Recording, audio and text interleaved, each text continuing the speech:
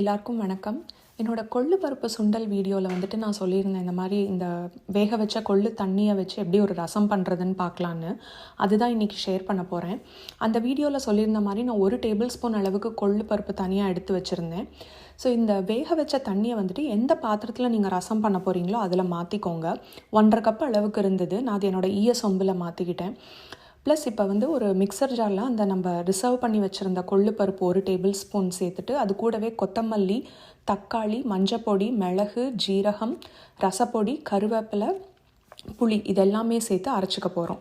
இந்த அரைச்ச விழுதை வந்துட்டு அந்த ரசத்தோடு மிக்ஸ் பண்ணி உப்பும் சேர்த்து அதை கொதிக்க விடணும்.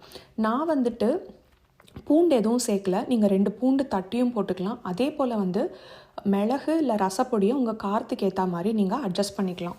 இந்த மெஷர்மெண்ட்ஸ் எல்லாமே வந்து ஸ்க்ரீன்லேயும் தெரியும். இதே மாதிரி ஒரு கொள்ளு ரசம் வேரியேஷன் வந்துட்டு என்னோடய பிளாக்லேயும் இருக்குது. நான் அந்த லிங்க்கையும் வந்துட்டு ஷேர் பண்ணுறேன். இப்போ இந்த ரசத்தை வந்துட்டு நல்லா கொதிக்க விடணும். ஏன்னா கொஞ்சம் பச்சை வாசனை போகணும். அதுக்கப்புறமா தண்ணி சேர்த்ததுக்கப்புறமா இப்போ நம்ம கொதிக்க விடணும் அப்படின்ட்டு கிடையாது. மேலே நுரக்கட்டுற அளவுக்கு வந்தால் போதும். நுரக்கட்டினோடனே அணைச்சிடலாம். நம்ம நல்லா இப்போ இது வந்து ரசத்தை சாதாரணமாக கொதிக்க விடணுன்ட்டு இல்லை.